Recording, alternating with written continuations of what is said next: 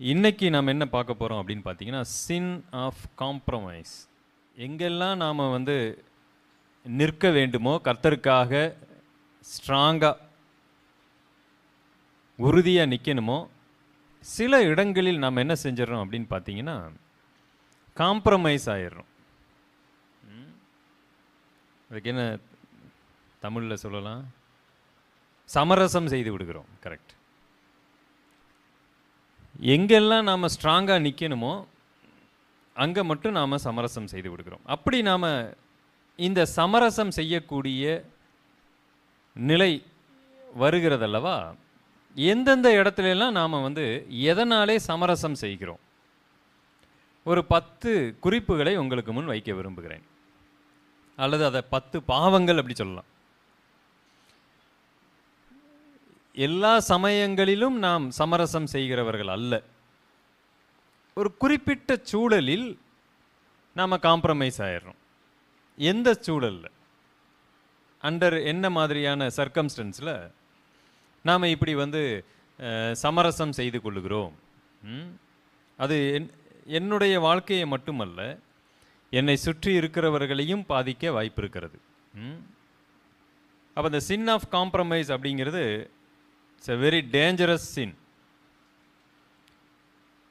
இந்த உலகத்தில் நேர்த்தியாய் படைக்கப்பட்ட தேவ தூதனாய் இருந்த சாத்தான் நம்மை பல இடங்களிலே நேரடியாக கர்த்தருக்கு விரோதமாய் பாவம் செய்ய வைக்கக்கூடிய விஷயத்தில் அவன் நேரடியாக எதிர்த்து செயல்படாமல் இந்த மாதிரி சில இடங்களில் ஆங்காங்கு நாம் சமரசம் செய்து கொள்ளும்படி நம்மை அவன் பணித்து விடுகிறான். நாம் அதற்கு அடிபணிந்து போய்விடுகிறோம். வேதாகமத்தில் இது போன்று பாவத்தில் விழுந்தவர்கள் ஏராளம், சமரசம் செய்து கொண்டவர்கள் ஏராளம்.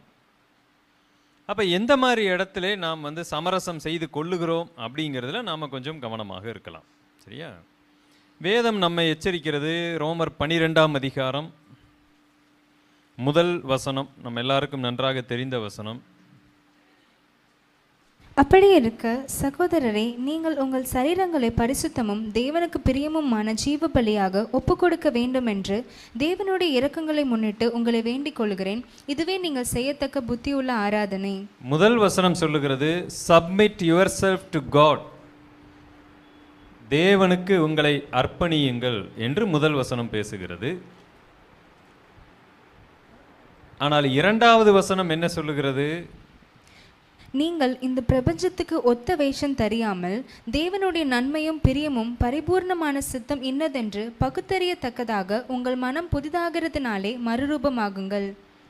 நாம் இந்த பிரபஞ்சத்திற்கு எல்லா சமயங்களிலும் ஒத்த வேஷம் தரிப்பதில்லை.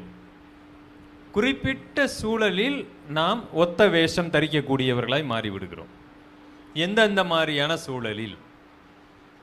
நல்ல சூழலில் நாம் நல்லவர்கள். சில சூழல்களில் தான் நாம் வந்து இந்த மாதிரி சமரசம் செய்து கொள்ளக்கூடியவர்களாக இருக்கிறோம். அதிலிருந்து தப்பித்து கொள்ளுவதற்கு கர்த்தர் அவரிடத்திற்கு தம்மை ஒப்பு கொடுக்க சொல்லுகிறார். தேவனை முற்றிலுமாய் சார்ந்து கொள்ள சொல்லுகிறார். அதனால் 10 சூழ்நிலைகளை உங்களுக்கு முன் கொண்டு வர விரும்புகிறேன். எதனால் இன்றைக்கு மக்கள், விசுவாசிகள் சமரசம் செய்து கொள்ளுகிறார்கள்? Under what circumstances? Number 1, compromise for comfort. தங்களுடைய சுகபோக வாழ்க்கைக்காக சமரசம் செய்து கொள்ளுகிறார்கள். வேதாகமத்தில் சுகபோக வாழ்க்கைக்காக, சுகபோகமாய் வாழுகிறவள் உயிரோடே செத்தவள். அப்போ வேதம் நாம் கம்ஃபோர்ட்டாக வாழுவதற்கு எதிரானதா அப்படின்னு கேட்டால் இல்லை. எத்தனையோ பேர் பணக்காரர்களாக, ஐஸ்வர்யவான்களாக வேதத்தில் வாழ்ந்திருக்கிறார்கள். பழைய ஏற்பாட்டிலும் சரி, புதிய ஏற்பாட்டிலும் சரி. பணக்காரர்கள் வாழ்ந்திருக்கிறாங்க. கம்ஃபோர்ட் லைஃப் அவங்களுக்கு இருந்திருக்கு. இங்கு பிரச்சனை சுகபோக வாழ்க்கை அல்ல. சுகபோக வாழ்க்கைக்காக நாம் சில விஷயங்களிலே சமரசம் செய்து கொள்கிறோம். பார்த்தீங்களா? அங்கே தான் பிரச்சனை. ஒரு மனிதன் பணக்காரனாக இருப்பது தவறல்ல. ஒரு மனிதன் சுகபோகமாய் வாழுவது தவறல்ல.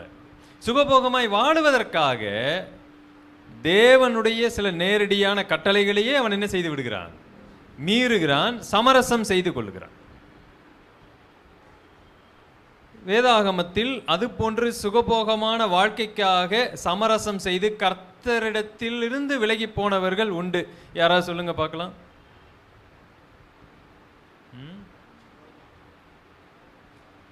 யாருமே ஞாபகத்துக்கு வரலையா?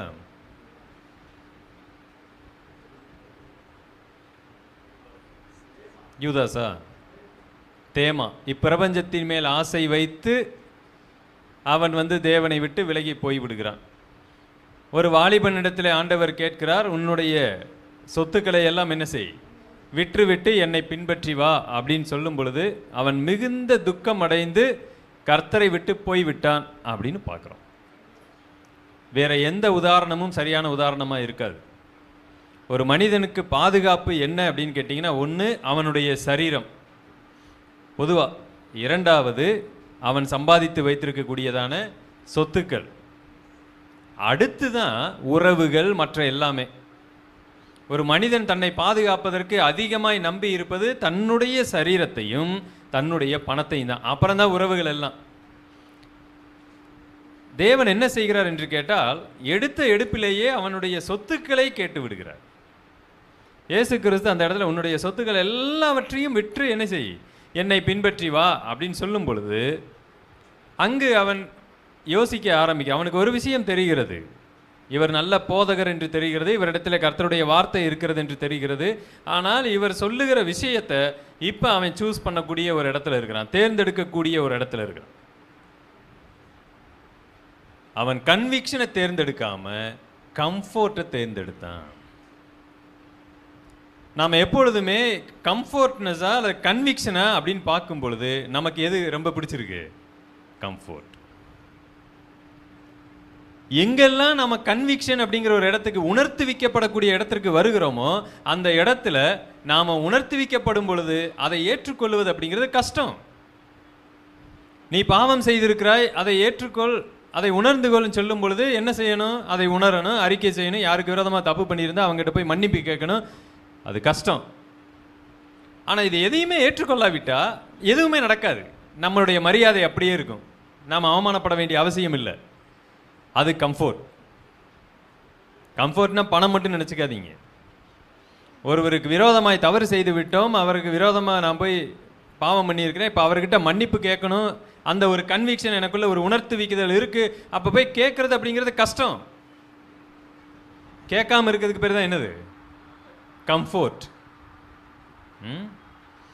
இப்போ எங்கெல்லாம் நமக்கு கஷ்டங்கள் வருகிறதோ அந்த கஷ்டத்தை நம்ம சூஸ் பண்ணுறதுல எதை சூஸ் பண்ணிடுறோம்? கம்ஃபோர்ட் ஜோனை தான் நம்ம சூஸ் பண்ணுறோம். வேலை செய்கிற இடத்திலும் சரி, படிக்கிற இடத்துலையும் சரி, நாம் சூஸ் பண்ணுறது கம்ஃபோர்ட்டா கன்விக்ஷனா அப்படின்னு கேட்டால் கம்ஃபோர்ட்டை தான் நான் சூஸ் பண்ணுறேன். ஆகவே நான் காம்ப்ரமைஸ் ஆகிறேன், நான் சமரசம் செய்து கொள்கிறேன். அதனால தான் ஆண்டவர் சொல்லுகிறார், சுகபோகமாய் வாழ விரும்பக்கூடிய ஒரு பெண், அது பெண்ணு மட்டுமில்ல, யாரா இருந்தாலும் சரி, அவங்க சுகபோகமாய் வாழுகிறதுல தவறு இல்லை. ஆனால் அதற்காக மட்டுமே அவர்கள் வாழ்ந்தால் உயிரோட அவங்க எப்படிப்பட்டவங்க? செத்து போனதற்கு சமம். என்றைக்கு நீங்கள் உங்களுடைய கம்ஃபோர்ட் ஜோன்லேயே நீங்கள் விழுந்து கிடக்கிறீங்களோ, நீங்கள் ஒரு சமரசம் செய்து கொள்ளக்கூடிய கிறிஸ்தவர்களாக மாத்திரமே இருப்பீர்கள். நம்ம காலையில் எழும்புதிலிருந்து கடைசி வரைக்கும் நமக்கு எது கம்ஃபர்ட்டோ நம்ம அதை தான் செய்வோம். ஒரு சர்ச் அட்டெண்டிங், ஒரு கூடுகைனாலும் சரி, ஒரு சிறப்பு கூடுகைனாலும் சரி, ஒரு ஜெப கூட்டமானாலும் சரி, நமக்கு கம்ஃபர்ட்டா கன்விக்ஷனா, கஷ்டமான ஒன்றை தேர்ந்தெடுக்கிறோமான்னு கேட்டால் கம்ஃபர்ட்டை தான் தேர்ந்தெடுப்போம். எல்லா கால சூழ்நிலையும் கரெக்டாக இருக்கணும். அன்னைக்கு வீட்டில் எல்லாம் சுமூகமாக நடக்கணும். காலையில் எழுந்துறதுலேருந்து கடைசி எல்லாம் கரெக்டாக இருந்தால் அன்னைக்கு கர்த்தருடைய காரியத்தில் எல்லாம் கரெக்டாக இருக்கும். கொஞ்சம் ஏதாவது மாற்றி நடக்கட்டும். ஆனால் அதுவே வேலைக்கு போகிறோம், மற்ற காரியங்கள், ஸ்கூலுக்கு பிள்ளையை அனுப்பணும், வாட் எவர், அன்னைக்கு என்ன ஆனாலும் சரி அடித்து பிடிச்சிட்டு அங்கே வேலைக்கு போயிடுவோம், ஸ்கூலுக்கு அனுப்பிடுவோம், எல்லாம் பண்ணுவோம். ஆனால் சர்ச் அட்டெண்டிங் அப்படின்னு வரும் பொழுது நாம் எதை சூஸ் பண்ணுறோம் பாருங்கள்? கம்ஃபோர்ட் ஜோனை தான் நம்ம சூஸ் பண்ணுறோம். சமரசக்காரர்கள் நாம். கர்த்தர் எல்லாவற்றையும் பார்த்து கொண்டு இருக்கிறார். கர்த்தர் கம்பேர் பண்ணி பார்ப்பாரா? நீ திங்கக்கிழமை வேலைக்கு போகும்போது, வெள்ளிக்கிழமை வேலைக்கு போகும்போது இப்படி போய் கொண்டிருக்கிறாய், ஆனால் ஞாயிற்றுக்கிழமை கூடுகைக்கு, விசுவாச கூடுகைக்கு வரும் பொழுது எந்த ஒரு விருப்பமும் இல்லாமல் வந்து கொண்டிருக்கிறாய், அப்படி ஆண்டவர் கம்பேர் பண்ணி பார்ப்பாரா? என்ன நினைக்கிறீங்க? ஏன்னா ஒரு இடத்துல என்கிட்ட அப்படி தான் கேள்வி கேட்டார். அப்படிலாம் ஆண்டவர் கம்பேர் பண்ண மாட்டார் பிரதர். நான் அவருக்கு பைபிளில் ஒரு வசனம் எடுத்து காமிச்சேன். அவர் அப்படி கம்பேர் பண்ணி பார்த்துருக்கிறாரு, இதாங்க வசனம் அப்படின்னு காமிச்சேன். அப்படி கம்பேர் பண்ணுவாரா? நீங்கள் என்ன நினைக்கிறீங்க? பைபிள் அப்படி ஏதாவது வசனம் இருக்கா? ஓகே, அந்த வசனம் இல்லை. வேற?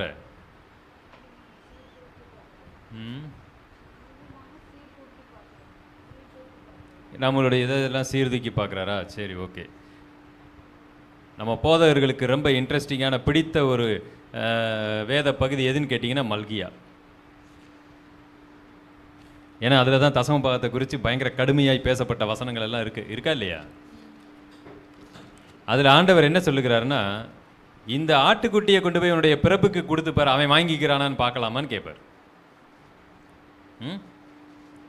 நீ கொண்டு வந்திருக்க கர்த்தருடைய பலியை நீ உன்னுடைய நபருக்கு, உன்னுடைய அதிகாரிக்கு, உன் பிரபுக்கு, உன் ராஜாவுக்கு கொண்டு போய் கொடு, அந்த ஆள் இதை வாங்குறாரான்னு பார்க்கலாம். அப்போ என்ன அர்த்தம்?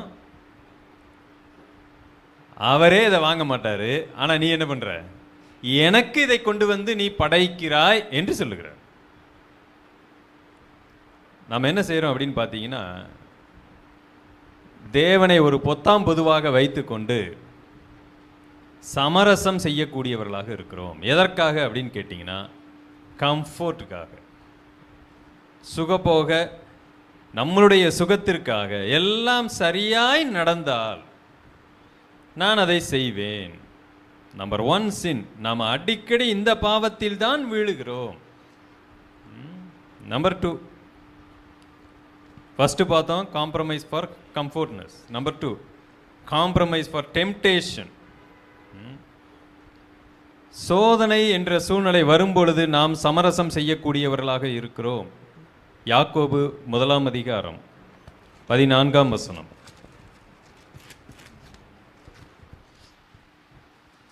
அவனவன் தன் தன் சுய இச்சையினாலே இழுக்கப்பட்டு சிக்கொண்டு சோதிக்கப்படுகிறான். பின்பு இச்சையானது கற்பம் தரித்து பாவத்தை பிறப்பிக்கும், பாவம் பூரணமாகும் போது மரணத்தை பிறப்பிக்கும். 2 தீமோத்தேயு 2 அதிகாரம் 22 வசனம். அன்றையும் பாளையத்துக்குரிய இச்சைகளுக்கு விலகியோடி சுத்த இருதயத்தோടെ கர்த்தரை தொழுது கொள்ளுகிறவர்களுடனே நீதியையும் விசுவாசத்தையும் அன்பையும் சமாதானத்தையும் அடையும்படி நாடு. மேக்சிமம் நாம் எந்த மாதிரியான சூழலில் பாவம் செய்கிறோம்? இந்த டெம்டேஷனை நான் என்ன பண்ணியிருக்கிறேன்னா 2ஆக பிரித்திருக்கிறேன். 1, லஸ்ட், சரீரத்தில் வரக்கூடியதான டெம்டேஷன்.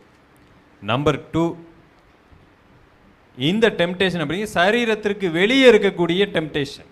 பணம், பொருள், பதவி, ஆடம்பரம், மற்ற எல்லாமே. வேதாகமத்தில் இந்த 2 சோதனையிலும் விழுந்து சமரசம் செய்து கொண்டவர்கள் உண்டு. முதல் சோதனையில் விழுந்து சமரசம் செய்து கொண்டவர்கள் சொல்லுங்க யாரு? தாவீது, அப்புறம் சிம்சோன், சவுலா, சரி, வேற யாரும் இல்லையா? முதல் சோதனையிலே வீழ்ந்து போனவர்கள் என்று சொல்லும் பொழுது நாம சொல்லுகிறோம் தாவீதை சொல்லுகிறோம், சிம்சோனை சொல்லுகிறோம். எனக்கு அன்பானவர்களே, உலகத்தில் எத்தனையோ பெரிய ஞானிகள், எவ்வளவோ பெரிய அரசியல்வாதிகள், வாழ்க்கையில் உயர்ந்தவர்கள் எளிதாக இந்த லஸ்ட் அப்படிங்கிற பாவத்தில் வீழ்ந்து தங்களுடைய கெரியரை கெடுத்துக்கிட்டு இருக்கிறாங்க. தங்களுடைய நோக்கம் காணாமல் போயிருக்கிறது. சாத்தான் உங்களை என்ன செய்வான் அப்படின்னு பார்த்தீங்கன்னா, உங்களுடைய ஓட்டம் ரொம்ப அற்புதமாக இருக்குது, சரியாக ஓடிக்கிட்டு இருக்கிறீங்க, உங்கள் லைஃப் நல்லா இருக்குது. உங்களை விழத்தள்ள வேண்டும் என்று சொன்னால் உங்களை வேறு பக்கம் உங்களுடைய நோக்கம், உங்களுடைய சிந்தை எல்லாவற்றையும் திருப்பக்கூடியவனாக இருக்கிறான். அது மிகப்பெரிய ஆபத்து. அதில் ஒன்று என்னன்னு கேட்டிங்கன்னா இந்த லஸ்ட். உங்களுடைய சிந்தனை மழுங்கி விடும். ஃபஸ்ட்டு அதை தெரிஞ்சுக்குங்க. நம்மளுடைய சிந்தனை ஃபஸ்ட்டு என்ன செய்யணும்? மழுங்கிரும். ஷார்ப்பாக நம்ம திங்க் பண்ண மாட்டோம். அது வரைக்கும் நம்ம சரியாக ஓடிக்கிட்டு இருப்போம். என்னுடைய வேலை சரியாக இருக்குது, எல்லாமே கரெக்டாக இருக்கும். அதுக்கப்புறம் பார்த்தீங்கன்னா மூளை முதலாவது மழுங்கி விடும். எந்த வேலையிலும் நம்மளுடைய சிந்தனை ஷார்ப்பாக இருக்காது, சரியாக வேலை செய்ய முடியாது. மிகப்பெரிய ஆபத்தில் போய் நீங்கள் இருப்பீங்க, உங்களுக்கே தெரியாது. சமரசம் செய்து கொள்ள ஆரம்பிப்பீங்க. நம்ம எப்போதெல்லாம் இந்த மாதிரியான பாவத்தில் வீழ்ந்திருக்கிறோமோ அப்போ இந்த மூளை என்ன செய்யும்னா சரியாகவே திங்க் பண்ணாது. அது ஃபேமிலியில் மிகப்பெரிய குழப்பத்தை, ஆபத்தை, மிகப்பெரிய டேஞ்சரை கொண்டு வரும். சிம்சோனுடைய வாழ்க்கையை எடுத்து பார்க்கும் பொழுது அதனுடைய விளைவு பயங்கரமாக இருந்தது. சாலமோன் ராஜாவுடைய வாழ்க்கையை குறித்து பார்க்கிறோம். அவன் அநேக பெண்களை திருமணம் செய்தான். அந்த பெண்கள் அவனை கர்த்தருடைய வழிகளில் இருந்து திருப்பி அநேக விக்கிரகங்களுக்கு நேராக என்ன செஞ்சாங்க? திருப்பினா. கொஞ்சம் நல்லா யோசிங்க. உலகத்திலேயே அதிக ஞானத்தை தேவனிடத்திலிருந்து பெற்றுக்கொண்ட ஒரு நபர். இங்கே தான் நம்ம யோசிக்க வேண்டியதாக இருக்கு. அவனை யாரும் ஏமாற்ற முடியாது, அவரை மாதிரி யாரும் சம்பாதிக்க முடியாது. அந்த அளவுக்கு மைண்ட் அவருக்கு பக்காவாக வேலை செஞ்சுக்கிட்டு இருக்கு. அவர் ஒரு பிஸ்னஸ் மேன், அறிவாளி, கிட்டத்தட்ட சயின்டிஸ்ட் மாதிரி உலகத்தை பற்றி யோசிக்கிறார். தத்துவ ஞானி. அவர் உலகத்தில் நடக்கிற சம்பவங்களை எல்லாம் ஆராயக்கூடியவராக இருக்கிறார். இப்படிப்பட்ட ஞானி, நியாயம் விசாரிக்கிறவர், ராஜாவாக இருந்து அரசாளுகை செய்யக்கூடிய ஒருவரை எளிதாக பெண்கள் அவரை விக்கிரக ஆராதனைக்கு நேராக, கர்த்தர் அல்லாத பொய் தெய்வங்களுக்கு நேராக திருப்ப முடியும் என்று சொன்னால், அப்போ அவர் என்ன பண்ணியிருக்கிறார் அப்படின்னு கேட்டிங்கன்னா, அங்கே மூளைக்கு அவர் எந்த ஒரு தீனியையும் போடவில்லை, அவர் உணர்ச்சிக்குத்தான் தீனி போட்டிருக்கிறார். அவர் முடிவெடுக்கிறது எல்லாமே மூளை அறிவின்படி அல்ல. எந்த அறிவின்படி? உணர்ச்சியின் அடிப்படையில். உணர்ச்சி. நாம் ஒரு விஷயத்தை முடிவு பண்ணணும், தப்பாக சரியான்னு பார்க்கணுமா அப்படின்னு கேட்டால் என்னுடைய மூளை எப்பயுமே ஷார்ப்பாக இருக்கணும். இந்த உலகம் சொல்லுகிறது காதலுக்கு கண்ணில்லைன்னு சொல்லுது. பார்த்தா கரெக்டாக தான் இருக்குது. அவங்க சொல்லி வச்சுருப்பாங்க, காதலுக்கு கண்ணில்லை. இன்றைக்கி வரக்கூடிய நீங்கள் இந்த வாட்ஸ்அப்பு, ரீல்ஸு, டிவியில் வரக்கூடியதெல்லாம் பார்த்தீங்கன்னா, அவன் பயங்கர மோசமானவனாக இருப்பான், கஞ்சா அடித்து கொண்டிருப்பான், அவன் வேலைக்கு போகாதவனாக இருப்பான், உருப்படாத ஒரு நபராக இருப்பார், வீட்டில் அவனுக்கு நல்ல பெயர் இருக்காது, அப்பா அம்மாவுக்கு கீழ்ப்படியாத ஒருவனாக இருப்பான். ஆனால் அவனைத்தான் நான் கல்யாணம் பண்ணி வைக்கேன்னு ஒரு பிள்ளை ஒத்த காலில் நிற்கும். என்ன இருக்கிறது? அப்படி என்னமா நீ அந்த பையனிடத்தில் பார்த்த? அவன் கஞ்சா அடிக்கக்கூடியவனாக இருக்கிறான், அதை உனக்கு கூட தராமல் அவனே அடிச்சுக்கிறான். அதில் கூட அவன் பகிர்ந்தளிக்கக்கூடிய எண்ணம் இல்லாதவனாய் வாழ்ந்து கொண்டு இருக்கிறான். வீட்டில் ஒன்று அவங்க அப்பா அம்மாவுக்காவது கீழ்ப்படியணும், அதற்கும் எந்த விதத்திலும் அவன் கீழ்ப்படிய ரெடியாக இல்லை. வேலைக்காவது போகணும், அதுவும் கிடையாது. படு மோசமானவனா சுற்றிட்டு இருக்கிறான். எந்த அடிப்படையில் நீ அந்த பையனை தேர்ந்தெடுத்திருக்கிறாய் என்று கேட்டால் தெரியல. ஏன்னா அங்கே என்ன முன்னாடி வந்து நிற்குது அப்படின்னு கேட்டிங்கன்னா, மூளையால் சிந்திக்கக்கூடிய உணர்வு பூர்வமான ஆக்கப்பூர்வமான சிந்தை அல்ல, உணர்ச்சி மாத்திரமே அங்கே இருக்கிறது. இப்படிப்பட்டவர்களால் எந்த ஒரு காரியத்தையும் சிந்திக்கவே முடியாது. அந்த பையன் தப்பு பண்ணாலும் சரி பரவாயில்லை, அந்த பொண்ணு தப்பு பண்ணாலும் சரி பரவாயில்லை, என்ன ஆனாலும் பரவாயில்லைன்னு ஏற்றுக்கொள்ளுவாங்க. கண்ணு முன்னாடி தவறு செய்கிறேன்னு ஏற்றுக்கொள்ளுவாங்க. ஓகே, பரவாயில்ல. கண்பானவர்களே, இந்த லஸ்ட்டுக்காக நாம் காம்ப்ரமைஸ் பண்ணோன்னு சொன்னால் உங்களுடைய சரீரத்தையும் நீங்கள் காம்ப்ரமைஸ் பண்ண வேண்டிய ஒரு சூழலில் இருக்கிறீங்க. நீதிமொழிகள் முழுவதுமாக சாலமோன் ஞானி தான் அனுபவித்ததை கடைசியில் எழுதுறாரு. கடைசி நீ அந்த அப்பத்துணிக்காக ஒரு கடைசி ஒத்த ரூபா வச்சிருந்தா அதையும் நீ என்ன செய்ய வேண்டி வரும், இழக்க வேண்டி வரும் என்று எழுதுகிறார். கவனமா இருங்க. இந்த உலகம் முழுவதுமாகவே நம்மை சரீரப்பிரகாரமாக இச்சிக்க இந்த உலகம் நம்மை நடத்தி இருக்கிறது. அதுக்கு ஸ்டைல அது அப்படித்தான் டிசைன் பண்ணப்பட்டிருக்கு. அதனுடைய ஸ்டைலே அப்படித்தான். சமீபத்தில் ஒரு நடிக்கக்கூடிய ஒரு நடிகை, அவங்களுடைய பேட்டியை ஒருவர் எனக்கு அனுப்பிச்சிருந்தார். நீங்கள் இதை உங்களுடைய யூத் மீட்டிங்கில் இதை நீங்கள் ஷேர் பண்ணி இதை உங்களுக்கு யூஸ்ஃபுல்லாக இருக்குங்க, நீங்கள் ஷேர் பண்ணுங்கள் அப்படின்னு போட்டிருந்தார். அப்படி என்ன யூத் மீட்டிங் எங்களுக்கு இதாக இருக்க போகுது, சரி ஓகே அது என்னன்னு பார்க்கலாம் அப்படின்ட்டு நான் அதை பார்த்தேன். நான் ஸ்டோர் பண்ணி வச்சுருக்கிறேன். இதெல்லாம் நம்ம பசங்களுக்கு போட்டு காமிக்கணும்னு வச்சுருக்கிறேன். அப்போ அந்த நடிகை அவங்க வந்து திரைப்படத்தில் நடிக்கலை, அவங்க டிவியில் சீரியல்ஸில் நடிக்கிற ஒரு நடிகை. அவங்க என்ன பேட்டி கொடுக்குறாங்க அப்படின்னு பார்த்தீங்கன்னா, எனக்கு வந்து ஒரு பழக்கம் இருக்குது, ஒரு கேம், அது நாங்கள் எங்களுடைய ஃப்ரெண்ட்ஸ் எல்லாம் சேர்ந்து அந்த கேம் விளாடுவோம். என்ன அப்படின்னு கேட்டால், நாங்கள் காலேஜ் படிக்கும்போது வேலை செய்யும் போதெல்லாம் வெளியில் போகும்போது பஸ்ஸில் எல்லா இடத்துலையும் வந்து இருக்கக்கூடிய பசங்களை நாங்கள் பார்த்து சிரிப்போம். சரி, எதுக்கு? அவங்களுடைய அட்ராக்ஷனை எங்கள் பக்கம் திருப்புவோம். சரி, எதுக்கு? அவங்க எப்படியாவது எங்ககிட்ட வந்து வலுக்கட்டாயமாக பேச வைப்போம், எல்லாம் பண்ண வைப்போம். கடைசியில் உங்களை எனக்கு ரொம்ப பிடிச்சிருக்கு அப்படின்னு அந்த பையன் சொன்னால், நாங்கள் அந்த மாதிரி பழகலைன்னு சொல்லி அவங்கள ஏமாற்றி அலைய விட்டு அதில் நாங்கள் சந்தோஷம் காணுவோம். என்னடா அது? ஆக மொத்தத்தில் இந்த ஒரு செயல்பாடுகள் அவங்களுக்கு எதை கொண்டு வருதுன்னா, ஒரு குரூரமான ஒரு சந்தோஷத்தை அவர்களுக்கு கொண்டு வருகிறது. பட் இதையெல்லாம் உண்மைன்னு நம்பிக்கிட்டு ஒருத்தன் படிக்காமல் வேலைக்கு போகாமல், ஒரு பிள்ளை என்னை பார்த்து விட்டாள் அப்படின்னு சொல்லிட்டு அவள் பின்னாடியே ஊரெல்லாம் சுற்றுறது, படிப்பில் ஃபெயிலாகி விடுகிறது, எல்லா வேலையும் பார்த்து கடைசியில் அழுது கொண்டு வாழ்க்கையவே கெடுத்துக்கொண்டு ஒரு கூட்டம் இருக்கும். ஆனால் இது ஒரு கேம் அவங்க ஆடிட்டு இருக்கிறாங்கன்னு இந்த பையனுக்கு தெரியாது. இது ஒரு வேளை இங்கேயும் இருக்கலாம், அங்கேயும் இருக்கலாம். ஆனால் கடைசியாக நாம் சொல்ல வர்றோம் என்னன்னு கேட்டிங்கன்னா, lust is very very dangerous.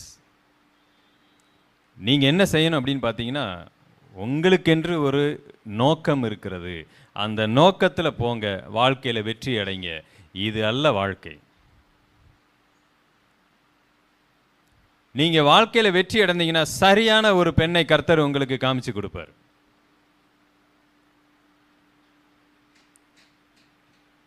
நீங்கள் லஸ்ட்டுக்காக எந்த விஷயத்திலையும் எந்த விதத்திலையும் உங்களை காம்ப்ரமைஸ் பண்ணிக்காதீங்க. உங்களுடைய வேலையை, உங்களுடைய படிப்பை எக்காரணம் கொண்டு காம்ப்ரமைஸ் பண்ணக்கூடாது. எதற்காகவும் நீங்கள் படிப்புக்கு கொடுக்குற முக்கியத்துவத்தை படிப்புக்கு கொடுத்தாகணும், வேலைக்கு கொடுக்குற முக்கியத்துவத்தை வேலைக்கு கொடுத்தாகணும். அதெல்லாம் அவ்வளவு சாதாரணமாக நம்ம எண்ணிட்டு இருக்கிறோம். ஏன்னா நம்ம எங்கேயுமே கற்றுக் கொடுக்கல, இதெல்லாம் முக்கியம்னு கற்றுக் கொடுக்கல. அதனால தான் அவங்களுக்கு லஸ்ட்டு ரொம்ப முக்கியமாய் தெரிகிறது, படிப்பு சாதாரணமாய் தெரிகிறது. என் கூட படித்தான் 12வது படிக்கக்கூடிய ஒரு பையன், நான் பலமுறை என்னுடைய செய்தியில் சொல்லியிருக்கிறேன். அவனுடைய பேர் சிவாஜி. 12வது படிக்கும் பொழுது ஒரு பெண் பிள்ளை எழுதிட்டு ஓடிட்டான். எதுவுமே பண்ண முடியல, அந்த வயசுலேயே கட்டி வச்சுட்டாங்க. கரெக்டாக ஒரு 6 மாதம், ஒரு டிசம்பர் மாதம் சமயத்தில் ஒரு அரையாண்டு சமயங்களில் இது நடந்தது என்று நினைவு இருக்கிறது. அதுக்கப்புறம் அவன் ஸ்கூலுக்கு வரலை, அந்த பெண்ணும் ஸ்கூலுக்கு போகலை. எங்களுக்கெல்லாம் அதெல்லாம் ஒரு ஷாக்கிங்கான விஷயம். நாங்கள் படித்தோம், நாங்கள் காலேஜுக்கு போனோம், நாங்கள் வேலை பார்த்தோம். அவன் நல்ல ஃபேமிலி, நல்ல படித்த ஒரு ஃபேமிலி, நல்ல பணக்கார ஃபேமிலி. 12வதுல 2 பேருடைய லைஃபும் ஜீரோவாயிருச்சு. எனக்கு அன்பானவர்களே, அவங்க காம்ப்ரமைஸ் பண்ணிக்கிட்டாங்க. லஸ்ட்டுக்கு அவங்க தியாகம் பண்ணது எதுன்னு கேட்டிங்கன்னா, தங்களுடைய படிப்பு. தங்களுடைய படிப்பை தியாகம் பண்ணாங்க, அவங்களுடைய லைஃபே போச்சுன்னு அர்த்தம். நம்ம காம்ப்ரமைஸ் பண்ணிகிட்டு இருக்கிறோம். சில சமயம் ஃபேமிலியை நாம் காம்ப்ரமைஸ் பண்ணி ஃபேமிலியை இழக்க வாய்ப்பு இருக்கிறது. நல்ல கணவனை இழக்க வாய்ப்பு இருக்குது, நல்ல மனைவியை இழக்க வாய்ப்பு இருக்கிறது. இந்த லஸ்ட் அந்த அளவுக்கு ஆபத்தானது. தயவு செய்து விசுவாச பிள்ளைகள் நாம இந்த டெம்டேஷனில் விழக்கூடிய சூழல் வரும் பொழுது நம்ம ரொம்ப கவனமாக இருப்போம். இந்த லஸ்ட் அப்படிங்கிறது ஒரு சிலருக்கு வேண்டுமானாலும் இந்த சரீர பிரகாரமாக அவங்க தப்பிச்சிருக்கலாம். ஆனால் அதுக்கு அடுத்து வரக்கூடிய பண விஷயம், பொருள், இந்த விஷயத்தில் அவங்க சமரசம் செய்து கொள்ள வாய்ப்பு இருக்கிறது. நம்பர் 3. நம்பர் 1 பார்த்தோம், compromise for comfort, compromise for temptation. Number 2. Number 3, compromise for fear. நீதிமொழிகளுடைய புத்தகம் 29ஆம் அதிகாரம் 25வது வசனம், 25. நீதிமொழிகள் 29:25. மனுஷனுக்கு பயப்படும் பயம் கண்ணியை வருவிக்கும், கர்த்தரை நம்புகிறவனோ உயர்ந்த அடைக்கலத்திலே வைக்கப்படுவான். பயத்தை நான் 2ஆக பிரிக்கிறேன். கர்த்தருக்கு பயப்படுகிற பயம், இன்னொன்று மனுஷனுக்கு பயப்படுகிற பயம். கர்த்தருக்கு பயப்படுகிற பயம் என்னைக்குமே கண்ணியை வருவிக்காது, அது ஞானத்தை கொண்டு வரும். It's a wisdom.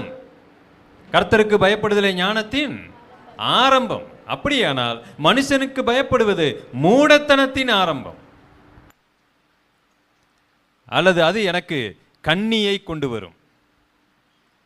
கர்த்தரை பின்பற்றுவதற்கு எதிராக நான் பல இடங்களிலே நான் காம்ப்ரமைஸ் ஆகிறேன். எதனாலன்னு கேட்டீங்கன்னா, நான் பயந்து விடுகிறேன். தேவன் நமக்கு ஒரு வாக்குத்தத்தத்தை கொடுக்கிறார். மத்தேயு 10ஆம் அதிகாரம் 28வது வசனம். மத்தேயு 10:28. ஆத்துமாவை கொல்ல வல்லவர்களாயிராமல் சரீரத்தை மாத்தம் கொள்ளுகிறவர்களுக்கு நீங்கள் பயப்பட வேண்டாம். ஆத்துமாவையும் சரீரத்தையும் நரகத்திலே அழிக்க வல்லவருக்கே பயப்படுங்கள். பேதுரு பயந்தார், மறுதலித்தார்.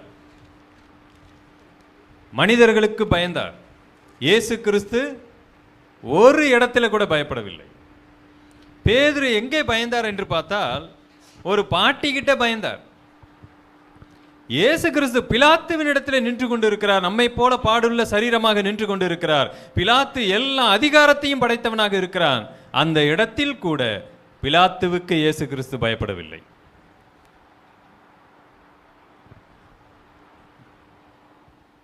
Fear make us deny. Faith make us declare. Fear எப்பொழுதுமே டினை பண்ண வைக்கும் நம்மளை. ஃபெய்த் என்ன செய்யும்? டிக்ளேர் பண்ண வைக்கும். நான் கர்த்தருடையவன், நான் கர்த்தருக்காக நிற்கிறேன். கண்பானவர்களே, எதற்காகவும் நீங்க பயப்படக்கூடாது. இந்த உலகத்தில் இருக்கிற பொருள்களுக்காக கூட நீங்க பயப்படக்கூடாது. இந்த உலகத்தில் தேவனை தவிர நீங்கள் யாருக்கும் என்ன செய்ய தேவையில்லை, பயப்பட தேவையில்லை. அதற்காக மரியாதை கொடுக்க தேவையில்லை என்று நீங்கள் அதை எண்ணிக்கொள்ளக்கூடாது. That is totally different. ஒருவரை ஒருவர் தங்களிலும் மேன்மையுள்ளவராக, அப்ப மிகுந்த தாழ்மையோடு மிகுந்த மரியாதையோடு நடப்பது என்பது வேறு. என்னுடைய மேல் அதிகாரிக்கு, என்னுடைய சக அதிகாரிகளுக்கு எல்லா விதத்திலும் தாழ்மையா மரியாதை செலுத்தணும், பண்போடு நடக்கணும், தாழ்மையா நடக்கணும், பணிவோடு இருக்கணும். பயப்படக்கூடாது. பயம் வேறு, பணிவு வேறு. பயம் வேறு, பண்போடு நடத்தல் வேறு. பயம் வேறு, மரியாதை வேறு. என்னுடைய சக அதிகாரிக்கு நான் மரியாதை செலுத்துகிறதுனால நான் பயப்படுகிறேன் என்று அர்த்தம் அல்ல. என் சக அதிகாரிக்கு நான் கிரெடிட் கொடுக்கறதுனால உடனடியாக நான் அவருக்கு பணிந்து போகிறேன் என்று அர்த்தம் அல்ல. பாராட்ட வேண்டிய இடத்துல பாராட்டுங்கள். ஒருவேளை அவர்கள் புகழ்ச்சிக்குரிய செயலை செய்தால் தாராளமாய் புகழுங்கள். Nothing wrong in that.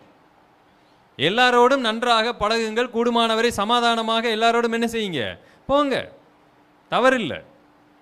நிறைய இடங்கள்ல நாம் என்ன செய்யறோம் அப்படின்னா, நான் யாருக்கும் பயப்பட மாட்டேன்னு சொல்லிட்டு மரியாதை குறைவாய் நடக்கிறேன். நான் தப்பு.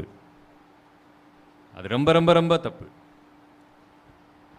பயப்படுதல் அப்படிங்கிறது சமரசம் செய்து கொள்ளாத ஒரு நிலையை காண்பிக்கிறது. இதை செய்தால் எனக்கு பிரச்சனை வரும், அதனால பயந்துக்கிட்டு நான் என்ன பண்ணிடுறேன், அதை நான் செய்யாமல் விட்டு விடுகிறேன், செய்ய வேண்டிய கடமையை செய்யாமல் விட்டு விடுகிறேன். ஏன் பயப்படுறேன்? அதை இதையும் போட்டு குழப்பிக் கொள்ளாதீங்க. கர்த்தருக்காக தைரியமா நில்லுங்க. நம்பர் 4,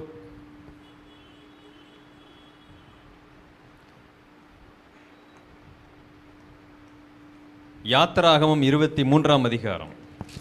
எதுக்கெல்லாம் நம்ம காம்ப்ரமைஸ் ஆகிறோன்னு பாருங்க. யாத்திராகமம் 23 இந்த 2வது வசனம் வாசிங்க. ரொம்ப அற்புதமான ஒரு வசனம். தீமையை செய்ய திரளான பேர்களை பின்பற்றாதிருப்பீர்களாக. தீமை செய்ய திரளான பேர்களை பின்பற்றாதிருப்பாயாக.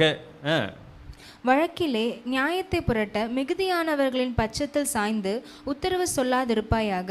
இது என்ன மாதிரியான ஒரு காம்ப்ரமைஸ் தெரியுங்களா? பெரும்பான்மையான மக்களை நம்புதல், பெரும்பான்மையான கூட்ட பக்கம் சாய்தல், அதன் அடிப்படையில் சமரசம் செய்து கொள்ளுதல். மெஜாரிட்டி, ஒரு பெரும் கூட்டம் ஒரு பக்கம் சப்போர்ட் பண்றாங்க அப்படின்னா இந்த பக்கம் 2 பேர் நின்னாங்கன்னா உடனே பார்க்கறது எது நமக்கு சேஃப் அண்ட் செக்யூர் தெரியுங்களா?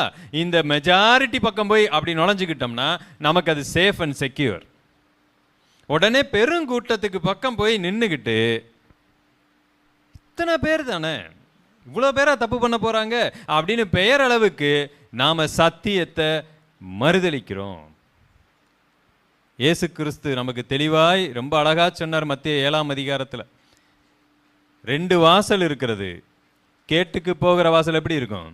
விரிவா இருக்கும். ஆனால் இன்னொரு வாசல் எப்படி இருக்கிறது? இடுக்கமா இருக்கிறது. நீங்கள் இந்த இடுக்கமான வாசல் வழியா பிரவேசிங்க.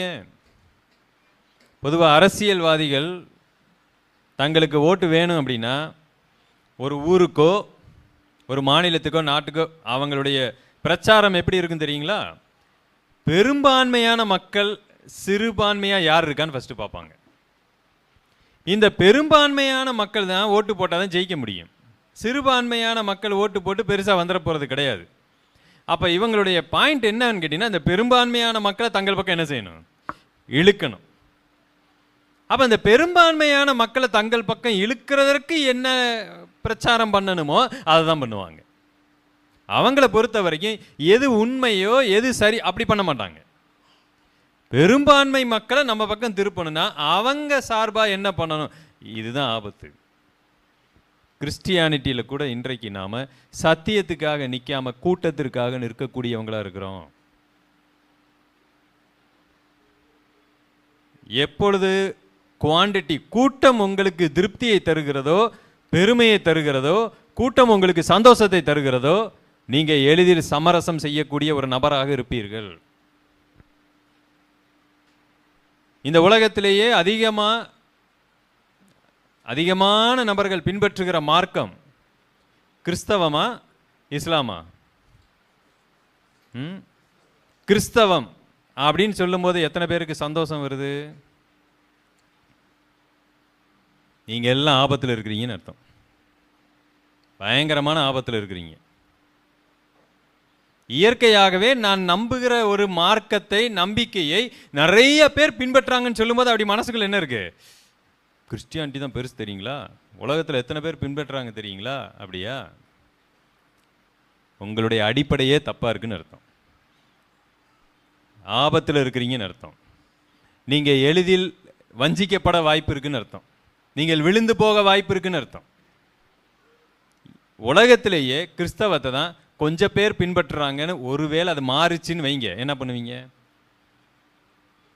உலகத்தில் கிறிஸ்தவம் அப்படிங்கிறது கொஞ்சம் பேர் தான் பின்பற்றுறாங்க, மற்ற எல்லாமே நிறைய பேர் பின்பற்றுறாங்க. கிறிஸ்தவம் தான் கொஞ்சம் பேர் பின்பற்றுறாங்க. அப்போ என்ன இருக்கும்? உங்களுக்கு ரொம்ப வருத்தமாக இருக்கும்.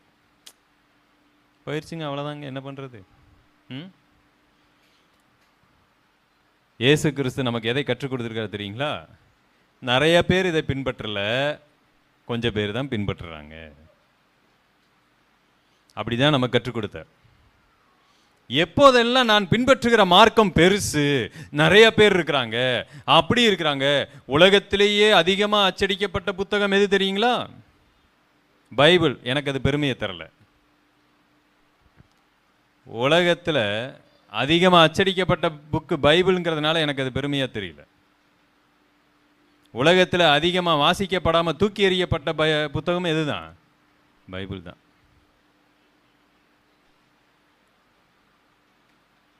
இது எதுவுமே எனக்கு பெருமையை தரல. ஏன்னா இது தலைகீழாய் மாறினாலும் என்னுடைய நிலைப்பாடு ஒன்று தான். இப்போ பைபிளே எங்கேயுமே அச்சடிக்கப்படுவது இல்லை என்ற ஒரு நியூஸ் வந்தாலும் சரி, எனக்கும் ஒரே மாதிரி தான் இருக்கும். எனக்கு அதை பற்றி கவலை இல்லை. இவைகள் எல்லாம் மேலோட்டமான என்னுடைய பெருமைக்கான காரணங்களை கொண்டு வருகிறது. ஏன்னு கேட்டிங்கன்னா, நான் ஏற்கனவே மெஜாரிட்டிங்கிற அந்த ஒரு பிரச்சனையில் சிக்கிக்கிட்டு இருக்கிறேன். பெருங்கூட்டத்தை நோக்கி ஓடுகிறவன் நான். சத்தியத்துக்காக நிற்கிறீங்கன்னு சொன்னால் அது ஒரே ஒரு நபராக இருந்தாலும் சரி, நீங்கள் அந்த பக்கம் நிற்பீங்க. ஒரே ஒரு நபர் தான் சத்தியத்துக்காக நிற்கிறாரா, அங்கே நிற்பீங்க. இயேசு கிறிஸ்து தனித்து விடப்பட்டார், ஒருத்தர் கூட கூட இல்லை. அப்போ சத்தியம் தோற்று விட்டதா? இல்லை. உண்மை அல்லது சத்தியம் என்பது அநேகர் நம்புகிறதுனாலே அது உண்மை என்கிற அடிப்படையில் கிடையாது. யாருமே நம்பாவிட்டாலும் அது என்னதான்? உண்மைதான். யாருமே ஒரு விஷயத்தை ஏற்றுக்கொள்ளாவிட்டாலும் கூட உண்மை என்னதான்? உண்மைதான். 1,00,000 பேர் ஏற்றுக்கொண்டாலும் கூட அந்த உண்மை அப்படின்னு நாம சொல்ல முடியாது. 1,00,000 பேர் ஏற்றுக்கொண்டிருக்கிறாங்க அப்படியா? நீங்க என்ன நினைக்கிறீங்க? பரலோகத்தில் ஆட்கள் அதிகமாக இருப்பாங்களா, நரகத்தில் ஆட்கள் அதிகமாக இருப்பாங்களா? என்ன சும்மா நீ பைபிளில் எதுவும் அப்படி பெருசாக இல்லை. ஆனால் நீங்கள் என்ன நினைக்கிறீங்க? அதை நான் தெரிஞ்சுக்க விரும்புகிறேன். பரலோகத்தில் கூட்டம் அதிகமா, நரகத்தில் கூட்டம் அதிகமா? என்னவா இருக்க வாய்ப்பு இருக்கு? நரகத்திலையா?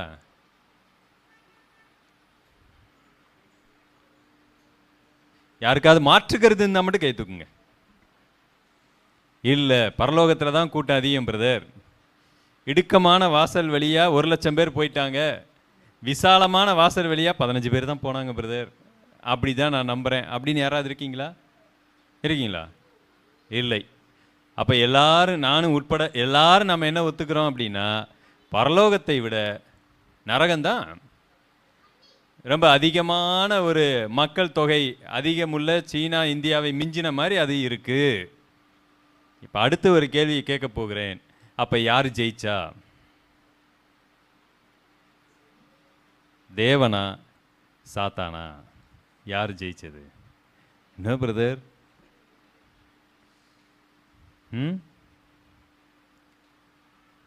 பரலோகத்திற்கு வர வேண்டும் என்று கர்த்தர் என்ன செய்கிறார்? போராடுகிறார்.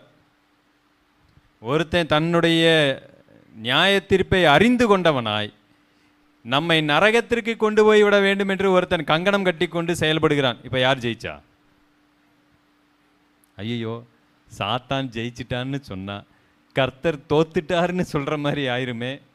அவர் எப்பொழுதுமே வெற்றியாளர் தானே. நிச்சயமா நீங்களும் வாயத்திறந்து சொல்ல மாட்டீங்க, நானும் சொல்ல மாட்டோம். சாத்தான் ஜெயிச்சிட்டான்னு நம்ம சொல்ல மாட்டோம், அல்லது கர்த்தர் ஜெயிச்சிட்டாரு, அல்லது கர்த்தர் இதை எதுவுமே நம்ம சொல்ல மாட்டோம். இப்போ பயந்துக்கிட்டு உட்காந்துக்கிட்டு இருப்போம், என்ன சொன்னாலும் தப்பா போயிருன்னு உட்காந்துக்கிட்டு இருப்போம். ஆனால் ஒரு விஷயம் உண்மை, அதிகமான மக்கள் அங்கே போயிட்டாங்க, மெஜாரிட்டி அங்கே போயிட்டாங்க, அதனால் அவன் ஜெயிச்சிட்டான். கம்மியான மக்கள் இங்கே வந்திருக்கிறாங்க, அதனால் கர்த்தர் தோற்று விட்டார் என்ற பேச்சுக்கு இடமில்லை என்பதை நிரூபிக்கிறதுக்காக அதை சொல்கிறேன்.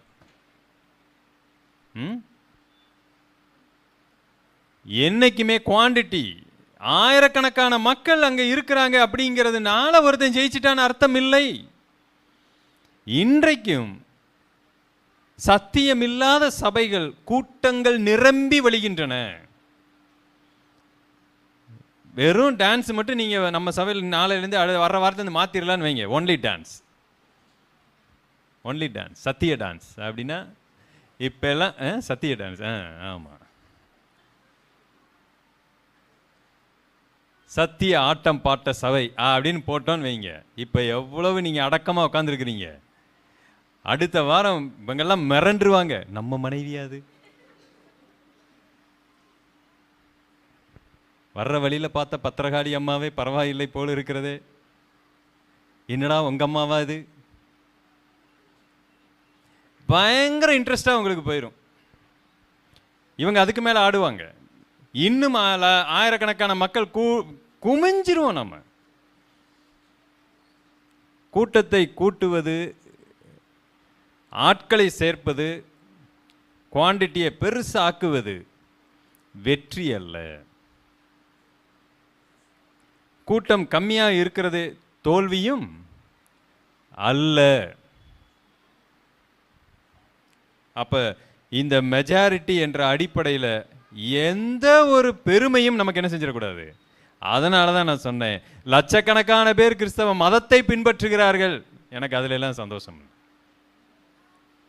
அது உண்மையோ பொய்யோ அது அல்ல எனக்கு திருப்தியை கொடுப்பது. என் பிள்ளைகள் சத்தியத்திலே நடக்கிறாங்களா, சந்தோஷம். 2 பேர் நடக்கிறாலும் சந்தோஷம், 1000 பேர் நடந்தாலும் சந்தோஷம். ஆண்டவர் மனம் திரும்புகிற ஒரு பாவியின் நிமித்தம் அவர் என்ன செய்கிறார், சந்தோஷப்படுகிறார். எண்ணிக்கையை வச்சு இல்லை. ஒரு கூட்டம் நடத்திட்டு 28 பேர் ரட்சிக்கப்பட்டோம், 36 பேர் ஞானஸ்நானம் எடுத்தோம் பார்த்தீங்களான்னு சொல்லுகிறதல்ல. நம்ம எப்பொழுதுமே இந்த மெஜாரிட்டி அப்படிங்கிறதுக்கு நாம் காம்ப்ரமைஸ் ஆயிடுவோம். ரொம்ப கவனமாக இருங்க.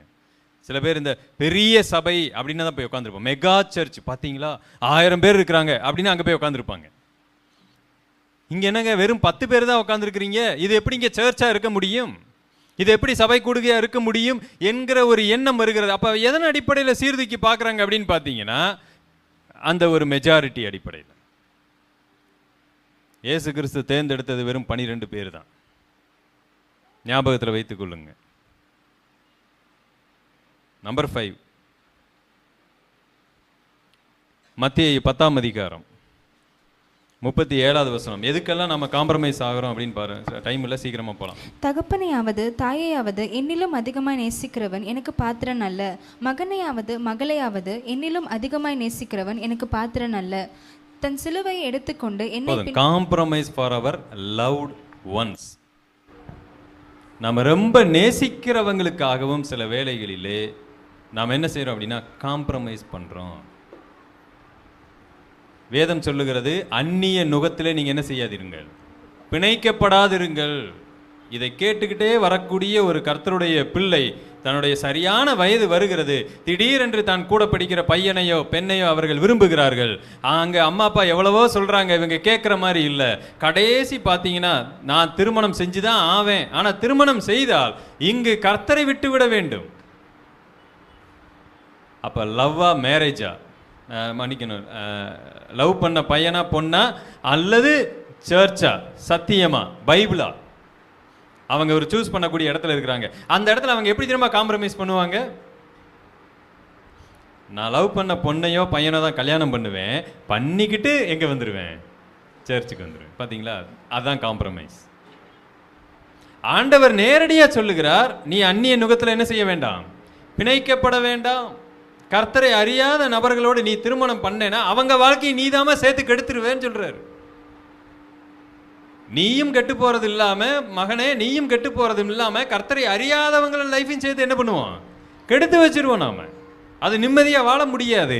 ஆனா நான் என்ன பண்றேன், உங்களுக்கு தெரியாத ஆண்டவரே, நீங்க அந்த அளவுக்கு ஞானம் இல்லை, எங்களுக்கு நல்லா தெரியும், நாங்க அவங்களை ஆதாயப்படுத்தி எங்க கொண்டு வந்துருவோம், சர்ச்சுக்கு கொண்டு வந்துருவோம். பாத்தீங்களா, கர்த்தருக்கே ஓசனை சொல்றவங்க நாம. நீங்க உங்களுக்கு தெரியாத ஆண்டவரே. இதுதான் எப்பொழுது கர்த்தருடைய வார்த்தையை மீறி நடக்கிறோமோ கர்த்தருக்கே யோசனை சொல்றோம்னு அர்த்தம். காம்ப்ரமைஸ் ஆகிறது. இயேசு கிறிஸ்து மீண்டும் மீண்டும் சொன்னார், என்னை விட நீங்கள் ஏதாவது ஒன்றை நேசித்தால் அது ஆபத்து என்று சொல்லுகிறார்.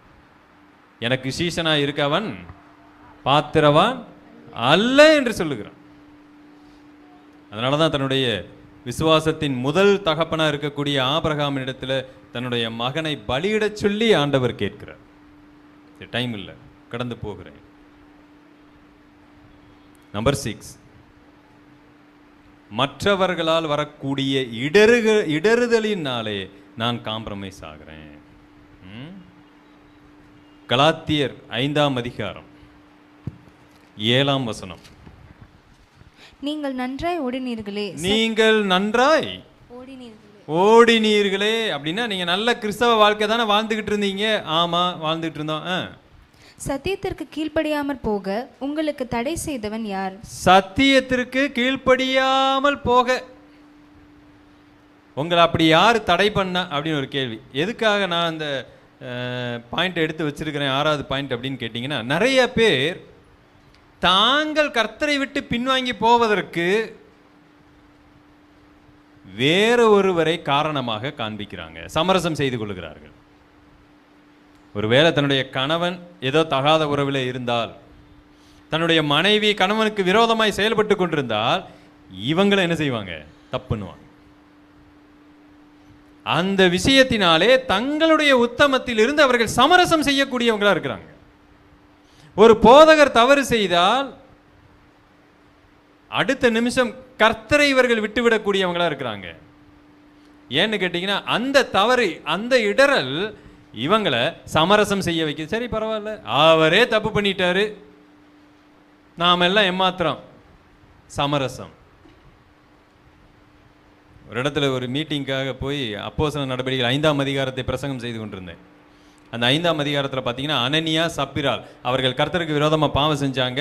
அடுத்த நிமிஷம் தேவ கோபம் வெளிப்பட்டது, அவங்க செத்து போனாங்க. 2 பேருமே செத்து போனாங்க. அப்போ அங்கே உட்காந்துருக்கிறவங்களுக்கு நான் ஒரு கேஸ் ஸ்டடி மாதிரி கொடுத்து, இந்த சம்பவத்தின் மூலமாக நீங்கள் என்ன கற்றுக்கொண்டீங்க அப்படின்னு ஃபர்ஸ்ட் அவங்க கிட்ட இருந்து எதிர்பார்த்து கேள்வியை கொடுத்துட்டேன். இவர்களுடைய மரணம் உங்களுக்கு போதிக்கக்கூடிய பாடம் என்ன? அதே கேள்வியை இப்போ உங்ககிட்ட கேட்குறேன். என்ன பாடம்? சபையில் பாவம் பண்ணாங்க, ஆண்டவர் அவங்களை என்ன பண்ணிட்டாரு? ஆமாம், அடித்து போட்டார், செத்து போயிட்டாங்க. 2 பேருமே ஹஸ்பண்ட் ஒய்ஃபாக செத்து போயிட்டாங்க. அதுலேருந்து நீங்கள் என்ன பாடத்தை கற்றுக்கணும்? சும்மா சொல்லுங்களேன். ரொம்ப சாதாரண பாடமாக இருந்தால் கூட பரவாயில்ல. ஏன்னா அங்கே ஒரு 4 பேர் எனக்கு ஒரு விஷயத்தை எழுதி கொடுத்தாங்க, ஷாக் ஆகிட்டேன் நான். அந்த இதுலேருந்து அவங்க அந்த பாடத்தை கற்றுக்கொண்டாங்க. நீங்கள் என்ன பாடத்தை கற்றுக்கொள்கிறீங்க? இது உங்களுக்கு என்ன பாடத்தை கற்றுக் கொடுக்குது? பாவம் செய்யக்கூடாது, சிம்பிள். வேற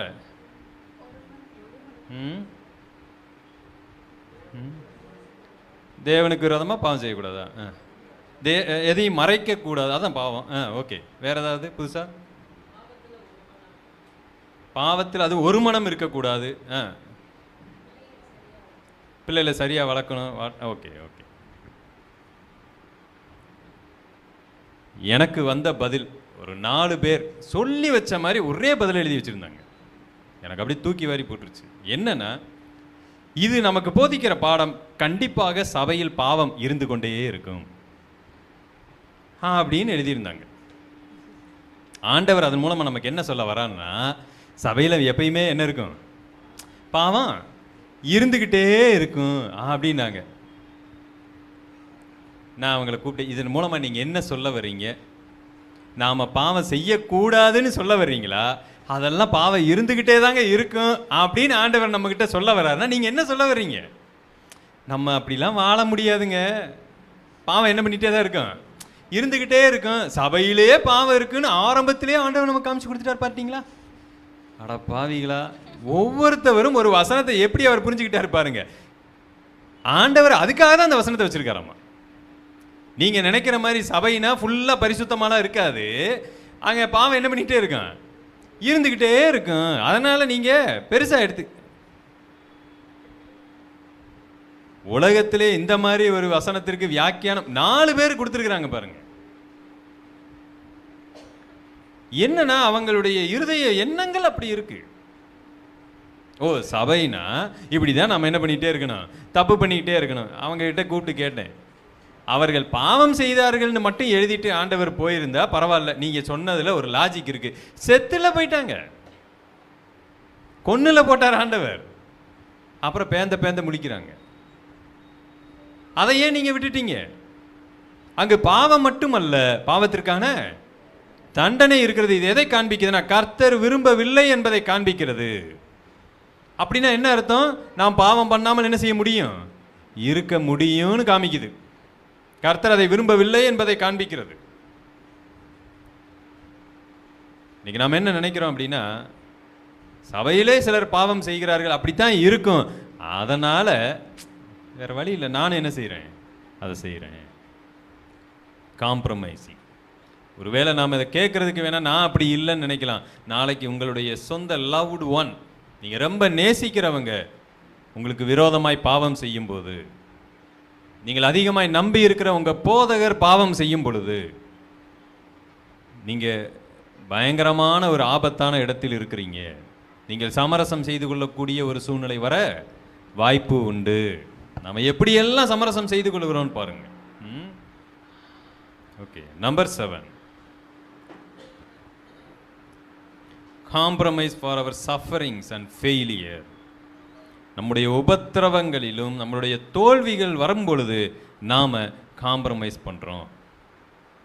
நாம் எங்கெல்லாம் சமரசம் பண்ணுகிறோன்னு கேட்டிங்கன்னா, அதிகப்படியான உபத்திரவத்தில் அதிகப்படியான தோல்வியில் நாம் காம்ப்ரமைஸ் பண்ணுறோம், சமரசம் செய்து விடுகிறோம்.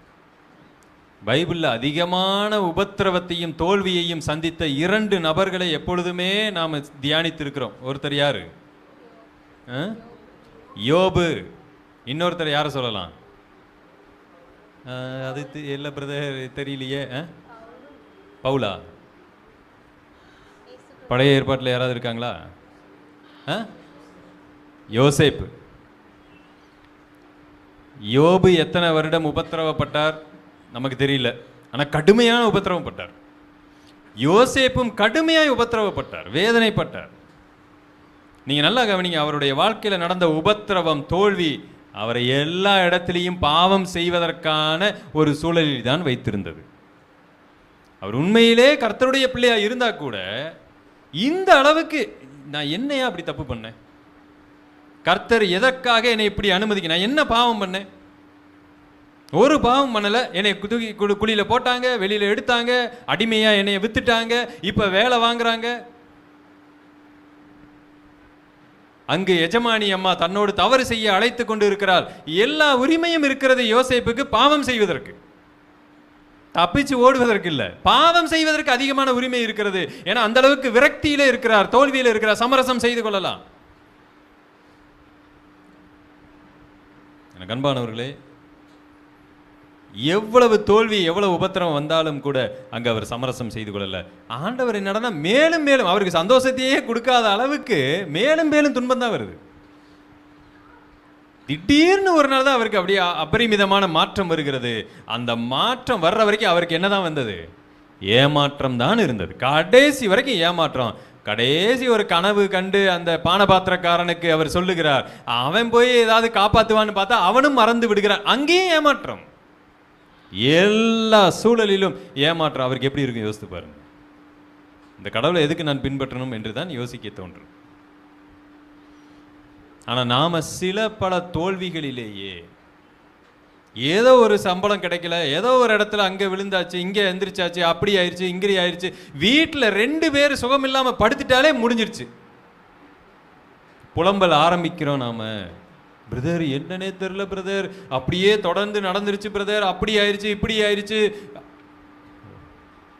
நான் கேட்கிறேன், ஏன் இந்த உலகத்துல மனிதர்கள் சந்திக்காத என்ன ஆபத்தை நாம சந்திச்சிட்டோம்? மனிதர்கள் சந்திக்காத என்ன உபத்திரவத்தை நான் சந்தித்து விட்டேன்? யோசேப்பு சந்திக்காத உபத்திரவமா? யோபு சந்திக்காத உபத்திரவமா? பல வேளைகளிலே நாம் சமரசம் செய்து கொள்ளக்கூடியவர்களாக இருக்கிறோம்.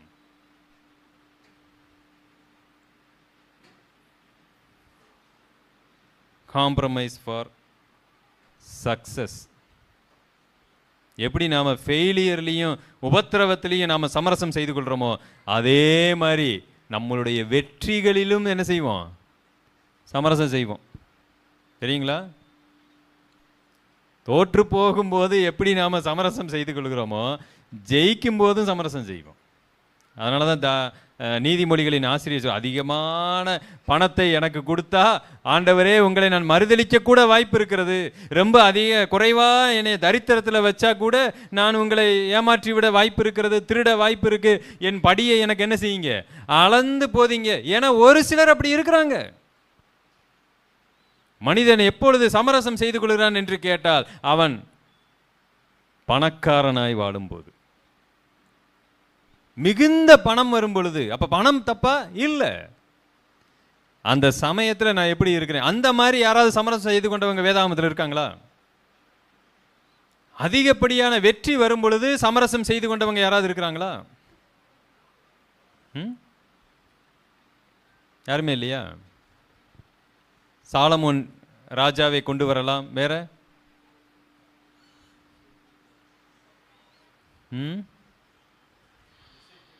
எசேக்கியா ராஜா. ஆமா, எசேக்கியா ராஜா என்ன செய்தார்?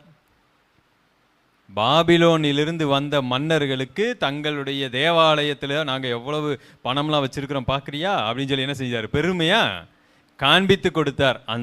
அது ஒன்றே அவர்கள் இவர்கள் மீது படையெடுப்பதற்கு காரணமாக இருந்தது. கர்த்தர் அதை அருவருத்தார். நியாயாதிபதிகள் புத்தகம் முழுவதுமாக கிட்டத்தட்ட பல நியாயாதிபதிகள் ஆரம்பத்தில் நல்லா ஆரம்பிச்சிருப்பாங்க, வெற்றியின் சமயத்திலே வந்து கீழே விழுந்திருப்பார்கள். கிதியோனை பார்க்க முடியும். நாம இப்படி சொல்லிக்கொண்டே போகலாம்.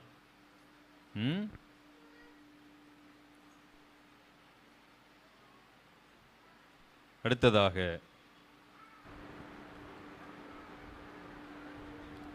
காம்ப்ரமைஸ்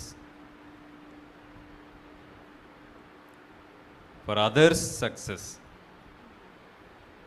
மற்றவர்களுடைய வெற்றிகளிலே நாம் காம்ப்ரமைஸ் ஆயிடுறோம். ஒரு 9 பாயிண்ட் தியானிச்சிருக்கிறோம், டைமில் இதோட முடிக்கலாம்.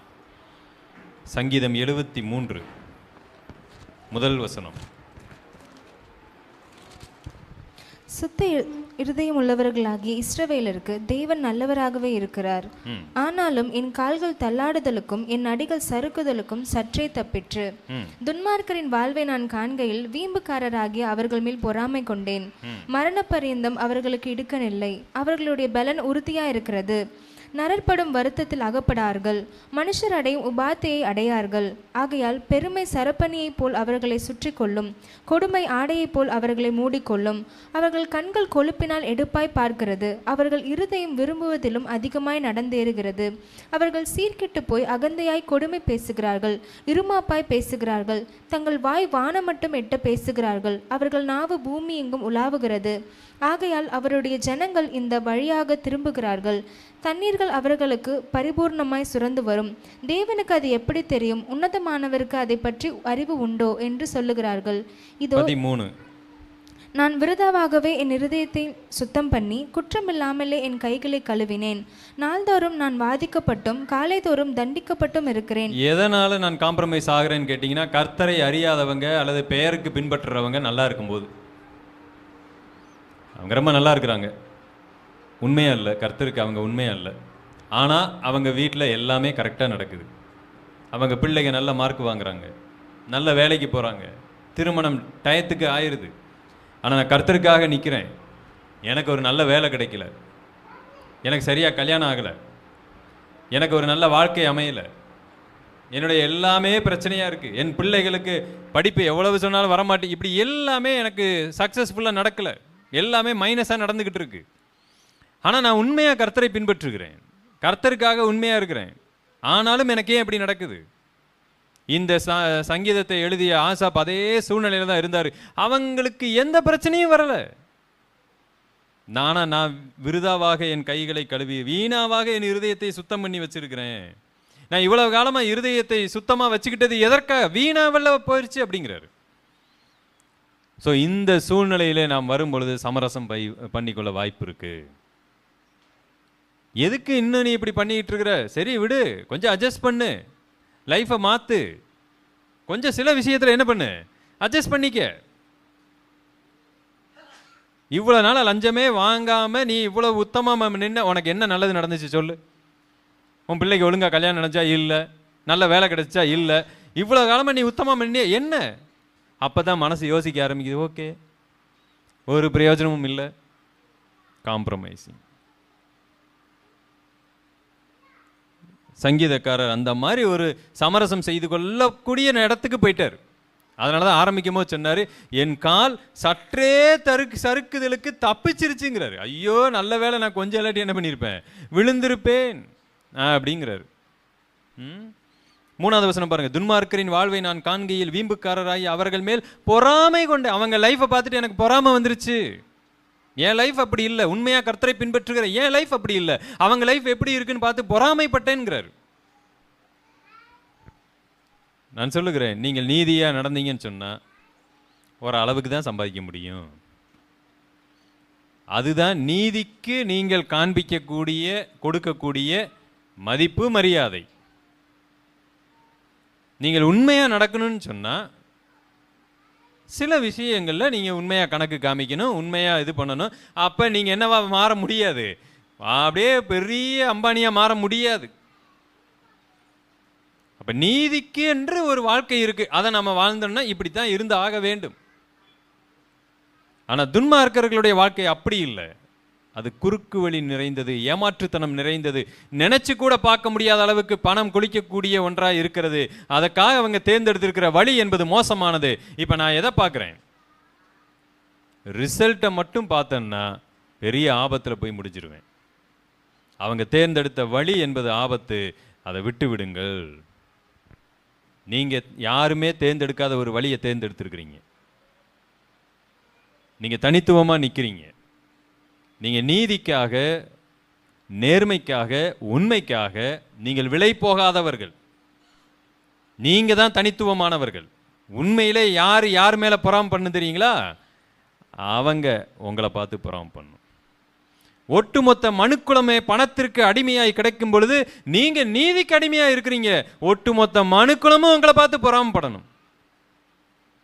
இப்ப படாது, ஒரு நாள் வரும், அவனுக்குரிய புகழ்ச்சி அப்பொழுது உண்டாகும். பாருங்க, அன்னைக்கு எல்லாம் உங்களை கண்கள் அப்படி பார்ப்பாங்க. எப்படி நீ இப்படி இருந்தன்னு கேட்பாங்க. நாங்க எல்லாம் பணத்தின் மேல் எங்களுடைய கண்களை வச்சுக்கிட்டு இருந்தோமே, உனக்கு ஏன் அதன் மேல எண்ணம் போகலன்னு கேட்பாங்க. அது இந்த உலகத்தில் அல்ல, கர்த்தருடைய நாளில் அது நடக்குதா இல்லையான்னு மட்டும் நீங்க பாருங்க. அந்த புகழ்ச்சி இன்னைக்கு மனுஷனுக்கு தெரியாது. மனித கண்களுக்கு தெரிகிறது எல்லாமே மேலோட்டமான ஆடம்பரமும் மேலோட்டமான மேக்கப்பும் தான். மேலோட்டமான அழகுதான் இன்றைக்கு மனிதனுக்கு தெரியும். உள்ளான இருதயத்தில் ஒருவர் எதை விரும்புகிறார் தெரியாது. நீங்க சத்தியத்துக்காக நில்லுங்க. ஆசாப் சத்தியத்துக்காக நின்னார். கடைசியா 10வது ஒரு குறிப்பு வைத்திருக்கிறேன். எதற்காக நம்ம காம்ப்ரமைஸ் பண்றோம்னா, நம்மளுடைய தியாகத்திற்காக காம்ப்ரமைஸ் பண்றோம். என்ன பிரதர் சொல்றீங்க? என்னுடைய தியாகத்துக்காக நான் காம்ப்ரமைஸ் பண்றேனா? ஒன்றும் புரியலையே. வேற ஒன்றும் இல்லை. நிறைய போதகர்கள் மனதில் என்ன நினைக்கிறாங்க அப்படின்னு பார்த்தீங்கன்னா, ஒருவேளை அவங்க எங்கேயாவது ஒரு இடத்துல தவறு செஞ்சுட்டாங்கன்னா, நம்ம இவ்வளோ மினிஸ்ட்ரி பண்ணுறோம்ல, இவ்வளோ மினிஸ்ட்ரி பண்ணுறோம், இவ்வளோ வேலை செய்கிறோம், இவ்வளோ நாங்கள் உழைக்கிறோம், இவ்வளவு தூரம் நாங்கள் தியாகம் செய்கிறோம், இந்த 2 பாவத்தில் விழுந்துட்டோம், இவ்வளோ விஷயத்தை செய்து கொண்டிருக்கிறோம், ஒரு பாவத்தில் நாங்கள் விழுந்துட்டோம், சமரசம் செய்து கொள்ளுகிறார்கள். கர்த்தருக்காக நான் இவ்வளோ செஞ்சிருக்கிறேன், இந்த ஒரே ஒரு இடத்துல தானே விழுந்திருக்கிறேன். புரிகிறதா எப்படி நம்ம சமரசம் செய்து கொள்கிறோன்னு? இவ்வளவு தூரம் கர்த்தருக்காக நான் வாழ்ந்திருக்கிறேன், கர்த்தருக்காக தியாகம் பண்ணி இருக்கிறேன், ஒரு இடத்துல நான் தவறி விழுந்துட்டேன். ஆனால் தேவன் எபேசு சபையை பார்த்து சொன்னார், உன்னுடைய பிரயாசங்களை அறிந்திருக்கிறேன், உன்னுடைய நல்ல குணங்களை அறிந்திருக்கிறேன், உன்னுடைய எல்லாவற்றையும் அறிந்திருக்கிறேன், ஆனால் ஒரு இடத்துல நீ விழுந்தாய், அதுக்காக உன்னை விட்டுற மாட்டேன். ஆனால் பெரும்பாலான விசுவாசிகள், பெரும்பாலான ஊழியர்கள் தாங்கள் பெரிய காரியங்களை செய்திருக்கிறோம், இழந்திருக்கிறோம், கர்த்தருக்காக ஊழியம் செய்கிறோம், அதை செய்கிறோம், இதை செய்கிறோம், அதையெல்லாம் ஒரு சின்ன பாவம் செய்கிறதற்கு சமரசம் செய்து கொள்ளக்கூடிய மனப்பான்மையில் அவர்கள் இருக்க வாய்ப்பு இருக்கிறது. சரி, ஒரு சின்னது தானே, சரி ஓகே. ஆனால் வேதாகமத்தில் நீங்க பார்த்தீங்கன்னா, எத்தனையோ கர்த்தருடைய பரிசுத்தவான்கள் ஒரு சின்ன தவறுக்கு கூட தண்டிக்கப்படாமல் விடப்படவில்லை. மோசேயினுடைய வாழ்க்கையில் நாம் அதை பார்க்கிறோம். அவர் மனம் பதறி கண்மலை அந்த கல்லில் போய் பேச சொன்ன இடத்துல என்ன பண்ணாரு? அடித்தார். ஆண்டவர் அவரை விடவில்லை. கானான் தேசத்திற்கு உன்னை கொண்டு போய் வைப்பேன், சேர்ப்பேன், நீ தான் அவங்கள கொண்டு போகணும்னு சொன்னவர் கடைசியில் நீ போக மாட்டான்னு சொல்லிட்டார். மோசே கதறி பார்த்தார். ஆண்டவருடைய மனது மாறாது என்பதை மோசே புரிந்து கொண்டார். ஒருவேளை மோசே இப்படியெல்லாம் ஆண்டவர்கிட்ட கதறி, இவ்வளோ தூரம் உண்மையா இருந்தனே ஆண்டவரே, இவ்வளோ தூரம் நல்லவனா இருந்தேன், ஒரே ஒரு தப்பு தானே, இதுக்கு ஏதாவது நீங்க சமரசம் பண்ணிக்கிட்டு என்னை உள்ள விட்டுறலாம்ல, கரெக்டு தானே? இவ்வளோ நான் கர்த்தருக்காக நடந்திருக்கிறேன், என் பிள்ளை என் சந்ததியை கூட நான் முக்கியப்படுத்தலை, இஸ்ரவேல் ஜனங்களுக்காக நான் திறப்பின் வாசலில் நின்னேன், என் உயிரையே கொடுக்க வந்தேன், நீங்க இந்த விஷயத்துக்காக நீங்க கொஞ்சம் சமரசம் பண்ணி என்னை உள்ள விடலாம்ல. கர்த்தர் காம்ப்ரமைஸ் ஆகவே இல்லை. ஆனால் நாம் பல வேலைகளில் நாம் செய்யக்கூடிய ஊழியத்தினால, நாம் செய்யக்கூடிய நல்லதுனால, நான் கொடுத்த காணிக்கை, இப்படி நிறைய விஷயங்களை மனசில் வச்சுக்கிட்டு சில விஷயங்களில் நாம் சமரசம் பண்ண வாய்ப்பு இருக்கிறது. இதெல்லாம் நான் செய்திருக்கிறேன். இல்லை, கர்த்தர் ஒன்றை கூட விட்டு விட மாட்டார். அதனால் நாம் கர்த்தரை விட்டு பின்வாங்கி போவதற்கு நாம் செய்யக்கூடிய மிகப்பெரிய பாவங்களில் இந்த சமரசம் செய்கிறதும் ஒரு பாவமாக இருக்கிறது. இன்னும் நிறைய இடங்களில் நாம் செய்கிறோம். நான் ஒரு 10 குறிப்புகளை உங்களுக்கு முன் எடுத்துகிட்டு வந்தேன். ஸோ இனி நம்மளுடைய வாழ்க்கையில் இந்த மாதிரி ஒரு சூழல் வரும்போது உங்களுக்கு அது ஞாபகத்தில் வரட்டும். ஆண்டவரே, நான் இந்த இடத்துல நான் நிற்க போகிறேன், கர்த்தருக்காக நான் நிற்க போகிறேன். அது என்னுடைய வாழ்க்கையில் பயமாக இருந்தாலும் சரி, பணமாக இருந்தாலும் சரி, சுகபோகமான வாழ்க்கை பதவியாக இருந்தாலும் சரி, நான் கர்த்தருக்காக நிற்பேன் என்கிற உணர்வோடு நாம் இருப்போம். நம்ம செய்யக்கூடிய ஊழியமாக இருந்தாலும் சரி, இது எதுவுமே நான் பாவம் செய்வதற்கு அது எனக்கு எந்த விதத்திலையும் அது என்னை தப்புவிக்காது. நம்ம ஏதாவது ஒரு தப்பு பண்ணிட்டு அதுக்கு பதில் 1000 பேருக்கு நான் ஏதாவது உதவி செஞ்சிட்டாலும் அது மாறுமா? மாறாது. கர்த்தரிடத்தில் மனம் திரும்பி நான் மன்னிப்பு கேட்காதவரை, அதை சரி செய்யாதவரை எதுவுமே மாறுவதில்லை. அப்படி நான் ஏதாவது ஒரு இடத்துல காம்ப்ரமைஸ் ஆயிட்டேன், சமரசம் ஆயிட்டேன், டோன்ட் வரி அபவுட் இட். எந்த பாவத்திற்கும் ஆண்டவருடைய சமூகத்தில் என்ன இருக்கிறது? தீர்வு இருக்கிறது. He has a solution. அவரிடத்தில் உண்மையாய் மனம் திரும்பி நாம் அறிக்கையிட்டால் அவர் நம்முடைய பாவங்களை மன்னித்து சுத்திகரிக்கிறதற்கு உண்மையுள்ளவராக இருக்கிறார் என்று வசனம் சொல்லுகிறது. அவர் உண்மையுள்ளவராக இருக்கிறார். அதனால் நாம் அப்படிப்பட்ட ஒரு தேவனைத்தான் தகப்பனாக கொண்டிருக்கிறோம். இனி வருகிற நாட்களிலே நாம் கவனத்தோடு வாழ்ந்து அவருக்காக வாழ்ந்து மரிப்போம். அவருடைய நாமத்தை உயர்த்துவோம். ஜெபிக்கலாம். எங்களை நேசிக்கிற பிதாவே, உம்மை துதிக்கிறோம். கர்த்தர் எங்களுக்கு பாராட்டின நன்மைகளுக்காக நன்றி செலுத்துகிறோம். நேற்றும் இன்றும் என்றும் மாறாத எங்கள் நல்ல தேவன், நீர் எங்களுடைய வாழ்க்கையில் இடைபடுகிற தேவன். எங்களை ரட்சித்து எங்களை மீட்டெடுத்து முற்றுமுடிய எங்களுடைய சமூகத்திலே கொண்டு போய் சேர்க்க வல்லமையுள்ள தேவன். இப்படிப்பட்ட தேவனை நாங்கள் தகப்பனாய் கொண்டிருக்கிறபடியால் துதிக்கிறோம், ஸ்தோத்திரிக்கிறோம். எங்கள் வாழ்க்கையிலே நாங்கள் செய்யக்கூடியதான பாவங்களை குறித்து தியானித்து கொண்டிருந்தோம். எங்களை உணர்வுள்ளவர்களாய் மாற்றும். நாங்கள் இனி கவனத்தோடு வாழ்ந்து உம்முடைய நாமத்தை உயர்த்த, நாங்கள் தூங்குகிற நித்திரையாக இருக்கிற கிறிஸ்தவர்களாக இராதபடிக்கு நாங்கள் விழித்தெழுந்து எச்சரிக்கையோடு உம்முடைய ஊழியத்தை செய்ய உதவி செய்யுங்க. வந்த ஒவ்வொருவருக்காக அடியே நம்மை துதிக்கிறேன். கர்த்தர் ஒவ்வொருவரையும் ஆசீர்வதிப்பீராக. துதிகன மகிமையெல்லாம் உமக்கே செலுத்துகிறோம். ஆண்டவரும் இரட்சகருமாய் இருக்கிற இயேசு கிறிஸ்துவின் நாமத்தில் வேண்டுதல் செய்கிறோம், ஜீவனுள்ள நல்ல பிதாவே, ஆமென். என் ஆத்துமாவே கர்த்தரை ஸ்தோத்திரி, என் முழு உள்ளமே அவருடைய பரிசுத்த நாமத்தை ஸ்தோத்திரி. என் ஆத்துமாவே கர்த்தரையே ஸ்தோத்திரி, அவர் செய்த சகல உபகாரங்களையும் மறவாதே. ஆமென். நம்முடைய ஆண்டவராய் இருக்கிற இயேசு கிறிஸ்துவினுடைய கிருபையும் பிதாவாகிய தேவனுடைய அன்பும் பரிசுத்த ஆவியானவருடைய அந்யோன்யமும் ஐக்கியமும் இன்றும் என்றும் சதா காலங்களிலும் நம்மோடு கூட இருந்து நம்மை வழிநடத்துவதாக. ஆமென்.